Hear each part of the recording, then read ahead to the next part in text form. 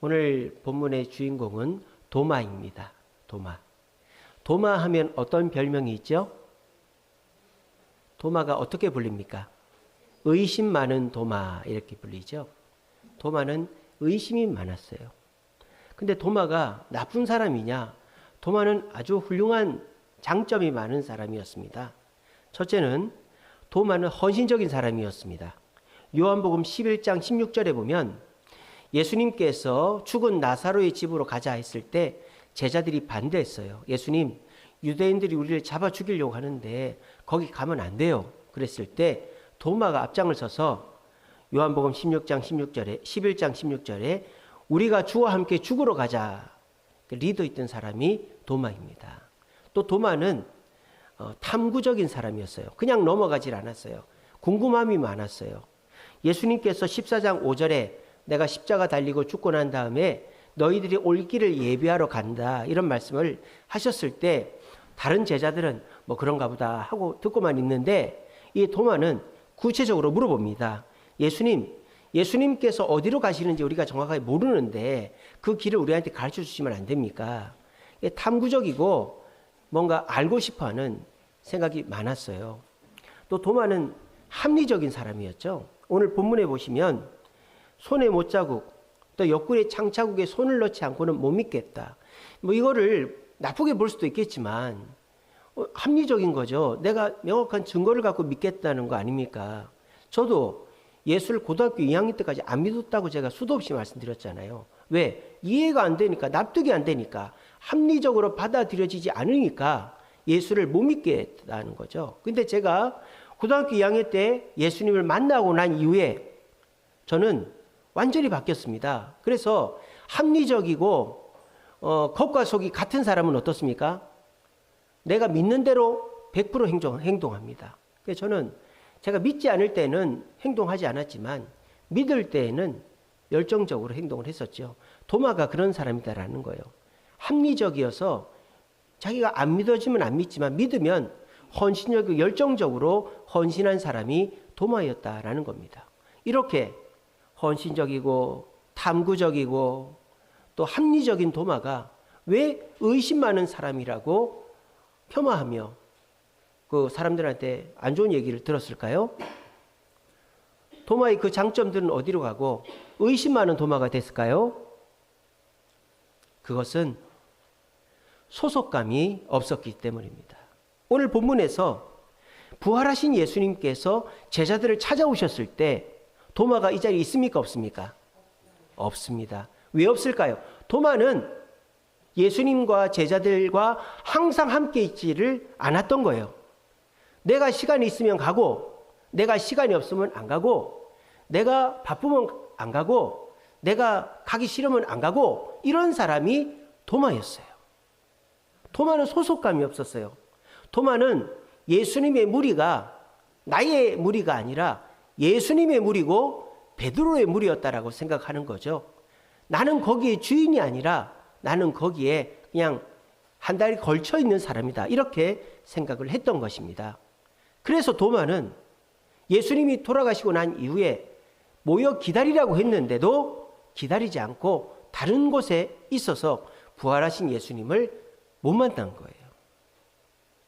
도마의 이 소속감 없는 모습이 어떤 후폭풍을 불러옵니까? 그 장점이 의심으로 바뀌어버린 거예요. 도마의 헌신적이고 탐구적이고 또 합리적인 그 장점들이 어떻게 되느냐? 헌신적인 마음은 공동체에 헌신하는 게 아니라 공동체를 비난하는 데 헌신적이게 되었습니다. 또 탐구적인 그 마음은 공동체를 의심하는 마음으로 바뀌었습니다. 또 합리적인 그 생각은 예수님의 손에 못자국과 옆구리 창자국에 손가락을 넣어봐야 믿겠다라는 아주 불경건한 말로 바뀌게 된 것입니다. 이처럼 소속감이 없을 때 우리가 가지고 있는 장점은 오히려 내가 속한 가정이나 직장이나 교회를 비난하고 의심하는 도구가 되어버린다라는 것입니다. 프랑스의 소설가 중에 모파상이라는 사람이 있습니다. 이 모파상이 살아 생전에 프랑스에서 가장 상징적인 건축물을 지었습니다. 그것은 에펠탑입니다. 에펠탑, 프랑스를 상징하는 아주 유명한 건축물이죠. 에펠탑을 왜 만들었는지 아세요? 프랑스는 다 돌로 된 집이에요. 높은 건물이 없어요. 프랑스 가보신 분 알겠지만. 근데 흉물스럽게 철골로 된 높은 건물이 에펠탑입니다. 그 왜 만들었을까요? 프랑스 혁명 100주년을 맞아서 에펠탑을 1889년도에 만든 거예요. 그래서 이 프랑스 혁명을 기념하고 에펠탑 만드는 것을 좋아하는 사람들은 에펠탑을 빨리 만들어야 되고 우리가 혁명을 기념해야 된다 이렇게 하지만 그걸 싫어하는 사람들도 있었어요. 아니, 이 대도시 중앙에 흉물스럽게 철골로 된 건축물이 웬 말이냐. 안 된다.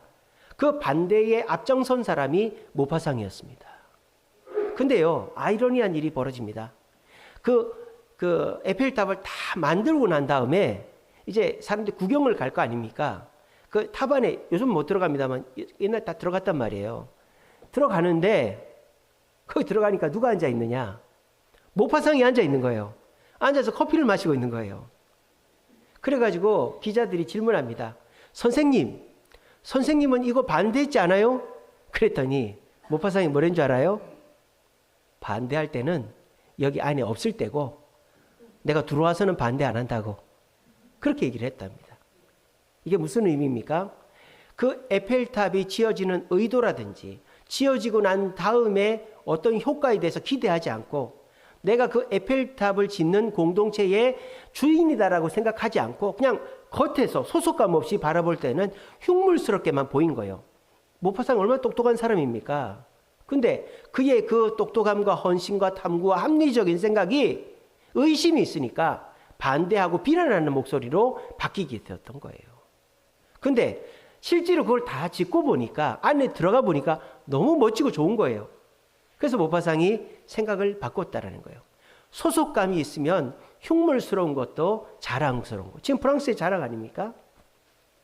미국에 에드윈 스탠턴이라는 변호사가 있었어요. 에드윈 스탠턴. 이 사람은 링컨을 굉장히 싫어했습니다. 미국 대통령 링컨 아시죠? 이 링컨이 어떤 사건 변호를 맡았는데 그때 공동 변호사로 에드윈 스탠턴이 이제 선정이 됐어요. 이 사람이 같은 변호사들 이름을 쭉 보니까 거기에 링컨이 들어가 있는 거예요. 그래서 이 사람이 뭐라는 줄 알아요? 이런 시골뜨기랑 일을 같이 할 수 없다며 탈퇴해 버렸어요. 이런 시골뜨기랑 나는 변론을 같이 할 수 없어 그랬습니다. 근데 이 에드윈 스탠턴은 그저 그런 변호사로 있었고 링컨은 승승장구해가지고 미국 대통령이 됐습니다. 자, 그러면 에드윈 스탠턴이 꼬리를 내릴 만도 하잖아요. 뭐라는 줄 압니까? 링컨이 대통령이 된 것은 국가적인 재난이라고 비난한 거예요. 링컨 같은 시골뜨기가 대통령이 된 것은 우리 국가의 재난이다. 이렇게 얘기한 거예요. 참 사람 마음 바뀌지 않죠. 왜 그럴까요? 링컨을 제대로 모르니까 그렇게 얘기한 거예요. 링컨이 그런데 그 사람을 포기하지 않았습니다. 강요들을 뽑는데요. 링컨이 그 에드윈 스탠턴을 국방부 장관에 세웠습니다. 여러분, 링컨 때 미국에 어떤 일이 있었죠? 시빌워, 남북전쟁이 있었잖아요. 그래가지고 그때 당시에 최고로 중요한 사람은 대통령도 아니고 국방부 장관이었어요. 전쟁에서 이겨야 되니까. 이겨야 대통령도 살아남으니까. 근데 그 국방부 장관의 대통령의 숙적인 에드윈 스탠턴을 세운 거예요. 그래서 전쟁이 졌습니까? 처음에는 남북한테 졌어요. 리 장군한테 졌는데 이 북군이 이긴 거예요. 그리고 링컨이 미국을 통일했습니다. 근데 링컨. 근데 이 링컨이 어떻게 됩니까? 총에 맞아 죽죠. 저격당해 죽었어요. 암살당했어요. 그때 링컨을 안고 제일 많이 울었던 사람이 에드윈 스탠턴이에요. 그 사람이 울면서 뭐랬는지 압니까? 내 품에 가장 위대한 사람이 있다라고 얘기했어요. 이게 뭐예요? 링컨을 잘 모를 때에는 시골뜨기고 국가적인 재난이었지만 링컨을 겪어보니까 이 사람만큼 훌륭한 사람이 없었다라는 거죠. 사람이나 공동체나 똑같은 거예요. 겪어봐야 아는 것입니다. 겪어봐야 아는 거예요. 겉에서 보면 몰라요. 여러분, 잘못된 공동체는 없어요. 우리는 그렇게 생각합니다. 우리 집구석이 제일 나쁘다. 우리 엄마 아빠, 다른 엄마 아빠하고 비교하면 안 좋다. 내 직장은 왜 이 모양이야? 우리 교회는 왜 이 모양이야? 우리 그렇게 얘기하는 분들 계십니다. 그렇죠. 객관적으로 볼 때 저와 여러분들이 속한 가정이나 직장이나 교회가 수준이 떨어질 수 있겠죠. 근데 여러분, 그게 왜 그럴까요? 그 가정에 집이 낡아서 차가 중고차라서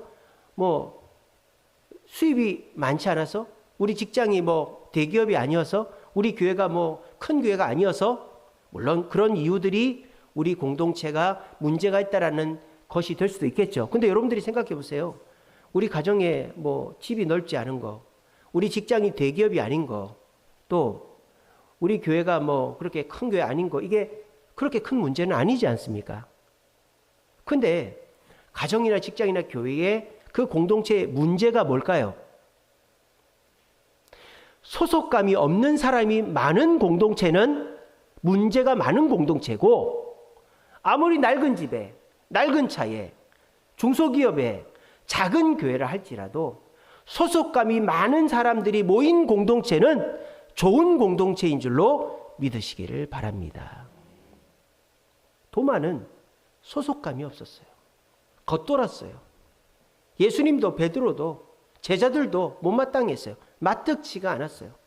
그래서 그 좋은 헌신하는 그 열정, 또 그 탐구적인 그 재능, 또 합리적인 그 이성적 사고가 공동체를 의심하고 사람을 비난하는 도구로 전락해버렸어. 결국은 부활하신 예수님도 못 만나고 계속 그 의심병에 빠져가지고 괴로운 시간만 보내게 된 거예요. 여러분, 문제 있죠. 공동체, 문제 없는 공동체 없습니다. 하지만 공동체의 가장 큰 문제는 소속감이 없는 구성원들이 늘어나면 그 공동체는 문제가 있는 것이지만, 소속감이 있는 사람들이 늘어가면 아무리 좁고 부족하고 연약해도 그 공동체는 훌륭한 공동체가 되는 거예요. 성경에는 도마와 같이 겉도는 사람, 소속감이 없는 사람도 있었지만 소속감이 넘치는 사람도 있었습니다. 노아도 그렇고 모세도 그렇고 다윗도 그렇고 세례요한도 그렇지만은 저는 이 시간에 바울을 소개해 드리고 싶습니다. 바울의 소속감을요. 바울이 안디옥 교회의 사역자로 전 세계를 다니며 선교할 때 사람들로부터 주목받고 인정받을 때를 얘기하지 않습니다. 사도행전 27장에 보면 바울이 죄수의 신분으로 로마로 갈 때 이야기를 해드리겠습니다. 바울이 로마에 가서 전도를 해야 되겠는데 안전하게 갈 방법이 없는 거예요. 왜? 유대인들이 바울을 죽이려고 지금 벼르고 있거든요. 그래서 바울이 로마로 가려고 해보니까 안전하게 가는 길은 황제에게 재판받겠다고 신청하는 길밖에 없었어요. 왜냐하면 바울은 로마 시민이기 때문에 로마 시민은 황제에게 재판받는 권리가 있었습니다. 그래서 나는 황제에게 재판받겠소 하니까 일순간에 죄수가 된 거죠. 그래서 로마 군인이 딱 잡으니까 안전은 확보가 된 겁니다. 근데 문제가 뭐예요? 죄수가 돼버리니까 그냥 사람들한테 죄수 취급을 당하는 거예요. 그래서 어떤 배를 탔습니다. 그 배를 탔는데요. 그 배에서 가장 인지도 없고 가장 그냥 없어도 될 만한 그런 바닥에 있는 사람이 바울이 돼버렸어요. 배에 선장도 있고 선주도 있고 또 높은 사람들도 있고 군인들도 있고 상인들도 있고 배에 선원들도 있는데 그 밑에가 바울이었던 거예요. 사람들이 바울의 말을 듣지 않습니다.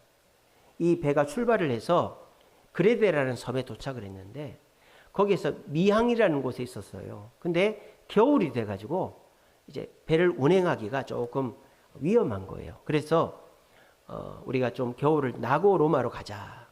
근데 그 미항이라는 항구는 조그마한 항구였어요. 그래서 여기는 우리가 먹고 쉬고 즐길 곳이 없으니까 여기서 조금만 더 가면 베닉스라는 항구가 있으니까 거기 가서 쉬자. 이렇게 된 거예요. 근데 바울이 생각하니까 가면 안 될 것 같아요. 그래서 군인을 불렀어요. 여보시오. 이 바람을 보니까 심상치가 않는데 우리 거기 가면 안 될 것 같은데 그 군인이 바울의 말을 들어줬겠어요? 안 들어줬겠어요? 안 들어주죠. 제수의 신분인데 뭔 말을 들어주겠습니까? 쓸데없는 소리 하지 말고 가만히 있어. 그리고 그 배가 미항에서 베닉스로 그냥 뭐 반나절도 안 걸려요. 거기를 가다가 유라굴로라는 광풍, 태풍을 만난 거예요. 그래서 돛대 부러지고 뭐 그냥 배가 그때서부터 멀리 먼 바다로 표류하기 시작합니다. 그러니까 사람들이 희망을 잃고 낙심하고 앉아 있는 거예요. 자, 그러면 여러분들 마음은 어떻겠어요? 꼴 좋다. 내가 가지 말자고 했잖아. 내 말 안 듣고 저렇게 가더니 꼴 좋다. 나는 너희들이랑 달라. 나는 살고 너희는 다 죽을 거야. 이렇게 하는 것이 일반적인 사람의 마음이잖아요. 근데요, 바울은 그렇게 안 합니다. 어떻게 하는 줄 아세요? 사람들을 다 모아요. 근데 사람들이 이제 다 막 시리에 빠져 있고 지쳐 있으니까 바울이 오라니까 다 와서 이렇게 가판에 앉아 있습니다. 여러분, 걱정하지 마십시오. 여러분들 살아서 로마까지 갈 거니까 걱정하지 마시고 빨리 음식 먹고 힘 차리라고 그렇게 얘기를 했어요. 그렇게 얘기를 했더니 사람들이 그 족쇄를 차고 있는 바울의 말을 듣고는 그래, 우리가 뭐라도 먹고 힘을 내야지 하고 밥을 먹었어요. 그리고 멜리데라는 섬에 도착을 해서 거기 갔는데요. 거기에 이제 배가 부서졌으니까 고쳐야 될 거 아닙니까? 근데 멜리데에서 누구를 알아서 고치겠어요? 근데 바울이요, 멜리데 섬의 추장의 아버지의 열병을 고쳐줬어요. 그러니까 그 추장이 야, 바울 타고 온 배 고쳐줘. 싹 새거로 고쳐주고 거기서 겨울 잘 나고 로마까지 무사히 갔어요. 바울이 로마에 가자마자 어떻게 됐습니까? 죄수로 갔잖아요. 갇혔어요. 근데 바울이 감옥에 들어간 게 아니라 가택연금이 됐어요. 제가 지금 혓바늘이 돋아가지고 아픕니다. 지금 말할 때마다 아파요. 가택연금이 됐는데 그게 어떻게 해서 된 걸까? 저는 그렇게 생각합니다. 합리적으로 그 배에 탔던 사람들이 탄원을 하지 않았을까? 이 사람 나쁜 사람 아니다. 감옥에 가두지 말고 집에 놓고 외출만 금지시키자. 그렇게 했던 거예요. 2년 동안 가택연금 상태에 있습니다. 근데 그 집의 특징은 오는 사람은 올 수가 있어요. 근데 바울은 못 나가요. 사람들이 바울을 찾아옵니다. 바울을 찾아오는 사람들이 누구였겠어요? 로마에 바울이 아는 사람 있어요? 없어요? 없어요. 그럼 누가 찾아왔겠어요? 그 배를 탔던 사람들이. 바울 선생님 고맙습니다. 당신 덕분에 우리가 살았어. 예, 저한테 고맙다고 하지 말고 하나님께 고맙다고 하세요. 전도를 하기 시작한 겁니다. 그래서 로마의 귀족층이 예수를 믿게 되었고 그 귀족의 자제들이 예수를 믿게 되었고 그래서 아우구스티누스 황제가 로마를 330년에 기독교 국가로 만들게 된 거예요. 그것이 이 바울이 그 배에서 잘 처신했기 때문입니다. 여러분들도 보세요. 가정에서 남편이 고집을 부리다가 뭐가 잘못됐어. 그러면 아내 된 사람은 어떻게 하겠어요? 봐라! 당신 그렇게 하다가 이렇게 됐지 않냐고. 야, 너희들도 봤지? 아빠가 저렇게 하는 거 봤지? 너희들은 그러면 안 된다. 그렇게 하는 게 보통이죠. 직장에서도 사장이 뭐 투자한다, 뭐 한다 하다가 직장이 어려워지면 이거는 뭐 사장 잘못이네, 경영진 잘못이네, 반장 잘못이네 그렇게 하고 교회도 누가 무슨 문제가 있고 교회가 어려움이 있으면은 뭐 봐라 맡겨놨더니 안 되지 않냐, 그렇게 하면 안 된다. 보통 그렇게 하잖아요. 보통은 비난하고 의심하죠. 근데 바울은 그렇게 하지 않았다라는 거예요. 바울은 자기를 죄수로 잡고 있는 그 배에 소속감을 갖고 있었어요. 왜? 이 배가 무사히 로마에 가야 자기도 복음을 전하니까. 한 배를 탔다고 생각을 한 거예요. 그래서 그 배에 소속감을 갖고 있었고 나만 살아서 되는 게 아니라 모두가 살아야 된다는 소속감을 갖고 있었던 거예요. 그래서 살아서 가니까 어떻게 됩니까?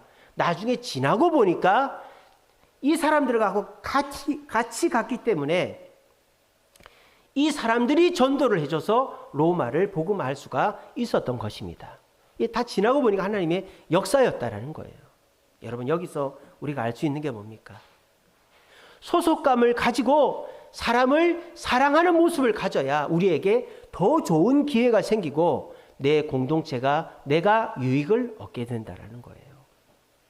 그러면 어떻게 해야 소속감을 가질 수 있을까? 미워 죽겠는데, 남편이 미워 죽겠는데, 애들이 미워 죽겠는데, 직장이 마땅치 않은데, 교회도 내가 내 마음 같지 않은데 어떻게 사랑할 수 있을까요? 여러분, 사도행전 27장 23절입니다. 바울이 얘기합니다. 하나님의 사자가 밤에 나에게 와서 말하되, 이렇게 돼 있어요.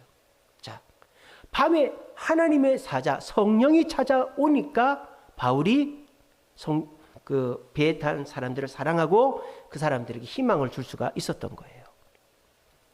요셉을 생각해 보십시오. 요셉이 종으로 팔려갔습니다. 가족으로부터 버림받았어요. 얼마나 믿겠어요. 그래서 요셉이 총리가 되고는 이제 곡식을 구하러 온 형님들을 딱 알아봤을 때 자기 같은 어머니에게서 태어난 베냐민 빼고 다 돌려보내려고 그랬어요. 굶어 죽든지 말든지. 근데 요셉이 그렇게 얘기하고 난 다음에 하나님께서 요셉을 찾아와서 요셉의 마음을 바꾸는 거예요. 요셉, 억울하지? 너 형님들 믿지? 나 다 안다. 하지만 너 미워하면 안 된다.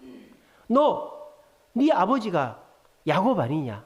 저 사람들 네 형님 아니냐? 네 아버지, 네 형님들 너 죽일 거냐? 너 그렇게 하면 안 된다. 내 말 들어. 하나님께서 그런 마음을 주신 거예요. 그래서 요셉은 싫지만 그 하나님의 음성, 성령의 음성에 순종해서 형님들한테 자기 신분을 밝혔어요. 그렇게 해서 어떻게 됩니까? 70명의 가족이 이집트 땅에 와서 200만 명이라는 큰 민족이 되게 된 것입니다.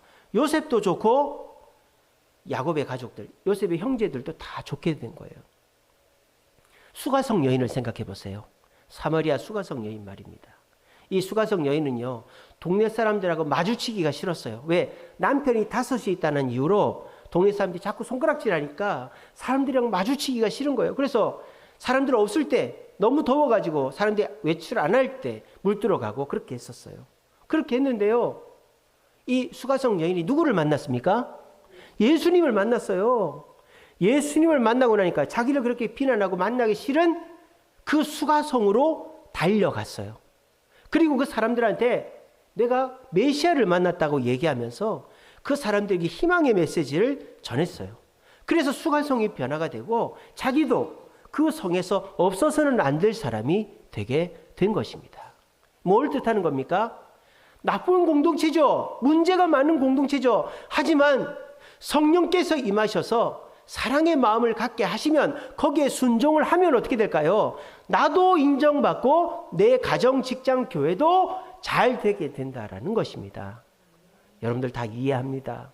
가정에서 여러분들 뜻이 꺾이고 또 여러분들이 손해보고 억울하고 직장에서도 그렇고 교회에서도 그렇고 여러분들이 정말 내가 이런 집구석 나가버렸으면 좋겠다. 내가 이런 직장, 내가 다른 직장 좀 다녔으면 좋겠다. 교회가 이 교회밖에 없냐? 이런 생각이 들 수 있죠. 당연합니다. 이해됩니다. 근데 그런 소속감 없는 마음을 갖고 있으면요, 여러분들의 그 지능, 여러분들의 그 헌신의 열정, 또 여러분들의 그 사고력, 이런 것들이 의심하고 비난하는 데 사용될 수밖에 없어요. 그러면 여러분들한테도 복이 안 되고 그 가정, 직장, 교회도 복이 안 되는 거예요. 혹시라도 내가 속한 가정에, 직장에, 교회에 의심이 있고 불만이 있고 비난하고 싶은 마음이 있는 분 있습니까? 기도하십시오. 성령님께 사랑하는 마음을 달라고, 바울처럼, 요셉처럼, 수가성 여인처럼 성령님을 만나십시오. 그러면 여러분의 마음에 사랑의 마음이 생길 거예요. 불쌍히 여기는 마음이 생길 거예요. 그리고 내가 이 공동체를 떠나서 나도 살 수 없지. 나는 여기 주인이지. 내가 여기서 끝장을 봐야지. 라는 마음을 가지면요, 성령께서 사람들 마음을 움직여 주십니다. 그렇게 해서 한 사람 한 사람 한 사람 소속감을 갖게 되면 아무리 문제가 많은 공동체도 소속감이 많은 사람이 모이면 훌륭한 공동체가 되는 거예요. 김양재 목사님이라는 분 계십니다. 잘 아시죠? 우리들 교회라고 판교에 크게 교회를 지었잖아요. 10,000명 모이는 교회입니다.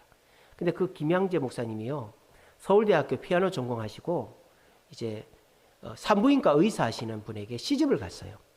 그래서 이제 신혼 살림을 하는데 시어머니가 너무 시집살이를 많이 시키는 거예요. 그 김양재 목사님 간증을 들어보니까 말이 뭐냐? 자기 시어머니가 무식자래요, 무식자. 그래서 여자는 밥하고 빨래하고 설거지하고 청소하고 이게 여자의 몫이라는 거예요. 그래서 김양재 목사님 그 세댁 때 집에 가면 이런 함이 있었대요. 함. 서랍이 있었대요. 따로. 그 서랍이 뭐냐? 걸레 서랍이랍니다. 마른 걸레, 젖은 걸레, 바닥 걸레, 또 뭐 주방 걸레, 무슨 걸레, 무슨 걸레. 행주 서랍이 쫙 있었대요. 그래서 시어머니가 그거 맨날 검사한대요. 행주 쓰고 빨아서 짜놓고. 근데 이 김양재 목사님이 키도 작고 몸이 여리여리하고 피아노 쳐놓으니까 손목이 얇아가지고 행주를 잘 못 짜는 거예요. 그러면 뭐라는지 압니까? 집에서 배운 거 없이 와가지고 행주도 못 짠다고 너희 어머니 데리고 오라고. 친정어머니 데리고 막 그렇게 구박을 줬다는 거예요. 그러니까 이 김양재 목사님이 미치고 환장하는 거예요. 그래가지고 시장만 가면 동네 사람들만 만나면 막 시어머니 욕을 하는 거예요. 욕을 하면서 내가 이 집구석 살기 싫다고 맨날 그런 거예요. 자, 그러면은 남편이라도 잘해줘야 될 거 아니에요. 이 남편은 또 교회를 죽으라고 싫어하는 남편이에요. 김양재 목사님 부모님은 북한에서 건너오시고 모태신앙이에요. 아버지가 장로님이에요. 그런데 이 남편이 예수를 안 믿으니까 교회를 못 가는 거예요. 김양재 목사님이. 근데 이 남편이 교회를 그냥 못 가게 하는, 교회를 엄청 신앙, 목사들 다 사기꾼이고 교회 다 사기꾼이고 교회 가지 말라고 엄청 교회를 싫어하는 거예요. 그러니까 이 김양재 목사님이 견딜 수가 없는 거예요. 시어머니는 시어머니대로 구박하지, 남편은 남편대로 신앙 갖고 구박하지. 결혼한 지 5년 만에 가출을 해버렸어요. 이분이 5년 만에 가출을 했어요. 근데 세댁이 갈 데가 어디 있어요? 친정에 가면은 그 북한에서 오신 친정아버지가 가만히 두겠어요? 당장 돌려보내지. 기도원으로 도망을 간 거야. 기도원으로. 기도원에 가서 하나님께 기도하는 거야. 하나님, 나 죽고 싶다고. 나 이제 안 돌아갈 거라고. 시어머니도 믿고 남편도 믿고 아무도 보기 싫으니까 나 여기서 죽게 해달라고. 근데 그 기도원에서 성령님을 받은 거예요. 예수를 인격적으로 만난 거예요. 자기 그동안에 그냥 모태신앙이지만 교회를 다녔지만 그냥 교회만 왔다 갔다 한 거예요. 근데 그 고난 속에 주님께 기도하니까 성령이 내려오신 거예요. 그래서 그때서부터 시어머니가 불쌍해 보이더래요. 남편이 불쌍해 보이더래요. 그래서 기도원에서 집으로 돌아가서 시어머니를 전도했답니다. 시어머니가 얘가 미쳤나 이러다가 교회를 나왔대요. 그리고 그 집에 살림을 살아주는 가정 도우미가 있었대요. 아니 가정 도우미가 있는데 왜 그렇게 시집살이를 시켰나 모르겠어요.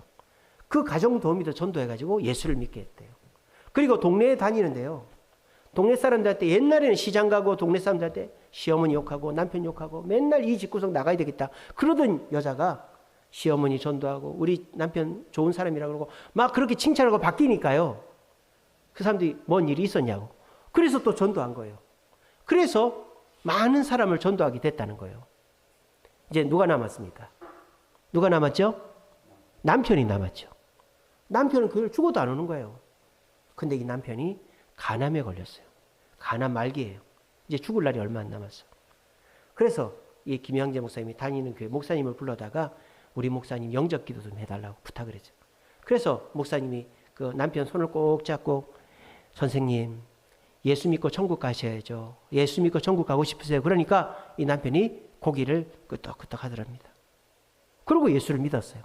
그 김양재 목사님 물어봤어요. 당신은 왜 그렇게 교회를 안 나왔냐? 그때서야 속마음을 얘기하는 겁니다. 뭐라는지 압니까? 내가 너무 죄가 많아서 당신 교회 못 가게 하고 내가 목사들 욕하고 그리고 이 사람 직업이 뭐였다고요? 산부인과 의사. 지금은 안 그렇지만 옛날 산부인과 의사가 주된 일이 뭐예요? 낙태예요. 낙태. 그때 당시에 산하제한 둘만 낳아 잘 기르자 이런 시대였거든요. 그러니까 무조건 낙태. 남자들도 군대에서 정관수술하면은 뭐 휴가 보내주고 이런 시절이었잖아요. 그게 나중에 되니까 너무 이게 죄스럽다라는 거예요. 자기가 생명을 죽인 거가 죄스럽다라는 거예요. 그래서 이 남편이 나 그런 죄를 지어서 나는 교회 못 간다 그런 거예요. 우리 예수님 다 용서해 준다고 하니까 그때서 예수 믿고 천국 갔어요. 그리고 그 남편 집안 재산 다 팔아가지고 그렇게 낙태해서 죽은 아이들을 이렇게 또 낙태를 방지하는 일에 헌신하는 그 기관을 이 김양재 목사님 집안의 재산을 털어서 만들었다고 그래요. 그래서 김양재 목사님이 그렇게 자기가 예수 믿고 그렇게 했는데 남편이 죽고 나니까 집안에 수입이 없잖아요. 어떻게 했겠어요? 김양재 목사님이 돈을 벌어야지 어떻게 하겠어요? 서울대학교 피아노학과 피아노 레슨 다니면서 집안 살림을 끌어갔대요. 그리고 간증하고 사람들 모아가지고 사람들이 뭐 많이 모이니까 그 강남의 어떤 고등학교 강당을 빌려가지고 교회를 하다가 저 판교 쪽에 교회를 지어서 지금 그렇게 목사를 하고 계신 분입니다. 이분도 집안이 너무너무 싫었대요. 시어머니 남편 다 싫고 집에 살기 싫었대요. 근데 예수 만나고 나니까 남편도 불쌍하고 시어머니도 불쌍하고 그 집으로 돌아가서 복음을 전하니까 수가성 여인처럼 복음을 전하니까 시어머니도 변화되고 남편도 변화되고 집에서 가장 중요한 사람이 김양재 목사님이 되고 인정받고 그래서 자기도 잘 되고 가정도 잘 되고 또 그렇게 상처받은 사람들을 모으는 우리들 교회도 생기고 그런 축복이 임하게 된 것입니다. 이것은 소속감이 없던 사람이 성령을 만나서 소속감이 생겨서 일어난 현상이에요. 오늘 이 자리에 오신 분들도 각자의 마음들 제가 다 존중합니다.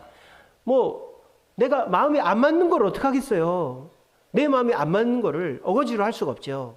근데 여러분 내 가정에 내 직장에 내 교회에 내가 싫은 게 있더라도 하나님이 내 가정에 내 직장에 내 교회에 나를 보낸 거는 하나님의 이유가 있는 거예요. 이유가 그냥 보내놓은 게 아니에요.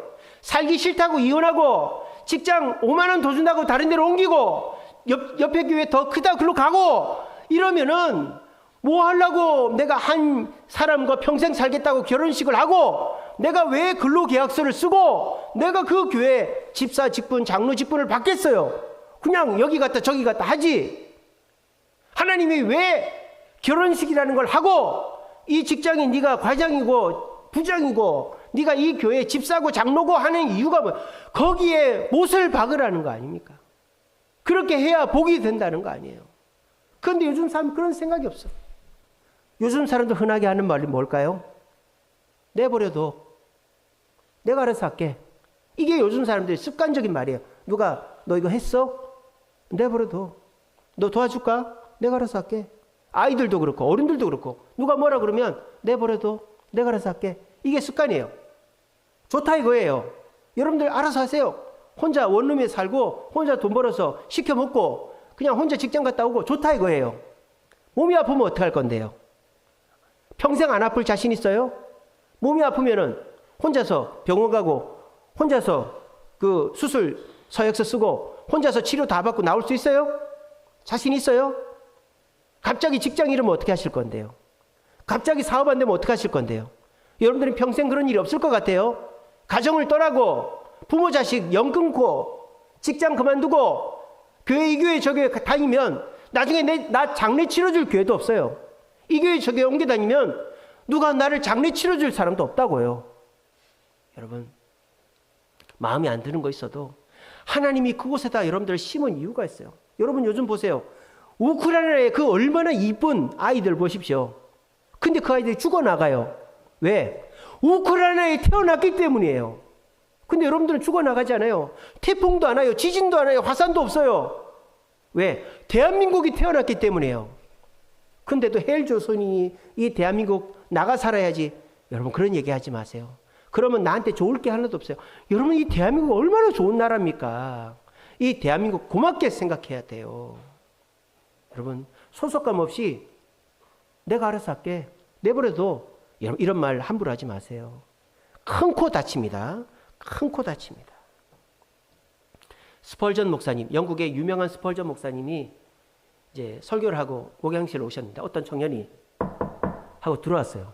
그래서 웬일이야 그랬더니 목사님 저 오늘 교회를 옮길 거예요. 그러는 거예요. 그 목사님 깜짝 놀라요.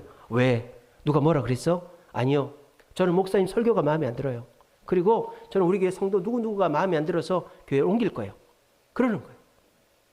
그러니까 그 똑똑한 청년이 자기의 그 헌신도와 그 지적 탐구심과 자기의 그 합리적인 성향을 의심에 빠지니까 비난으로 가버리니까 다 꼴보기 싫은 거예요.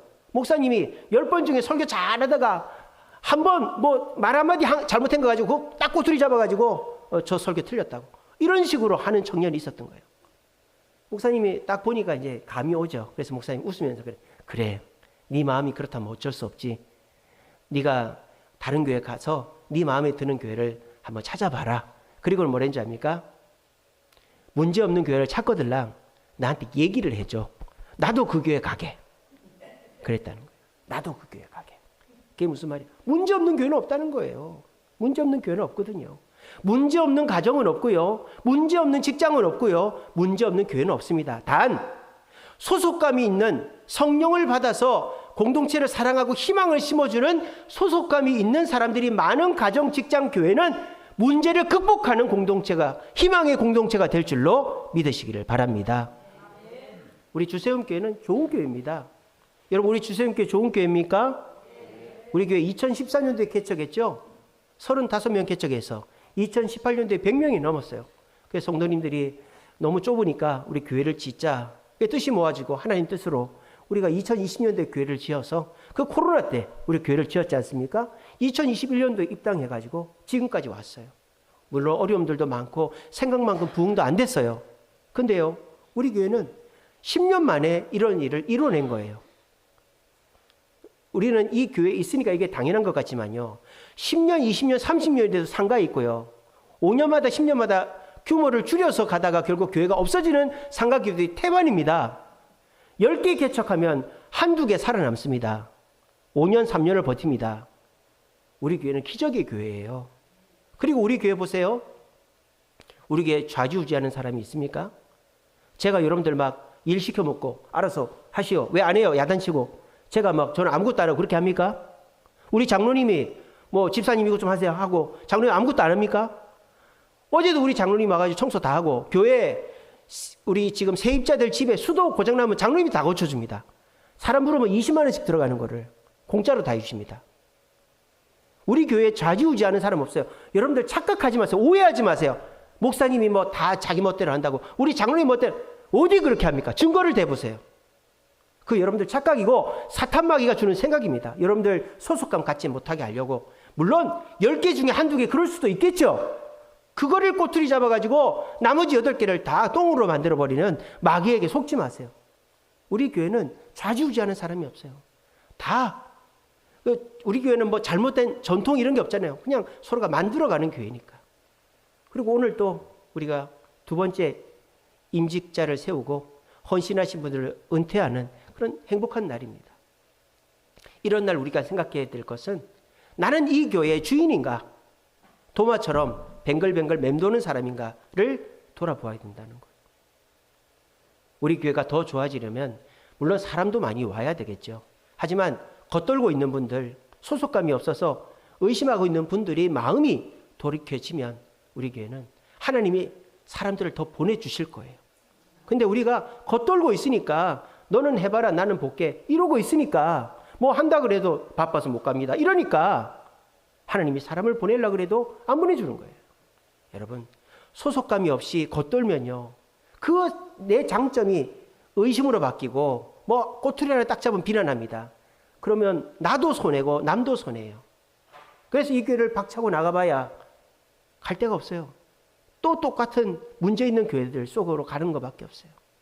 여러분 내버려도 내가 알아서 할게 사탄이 주는 말입니다.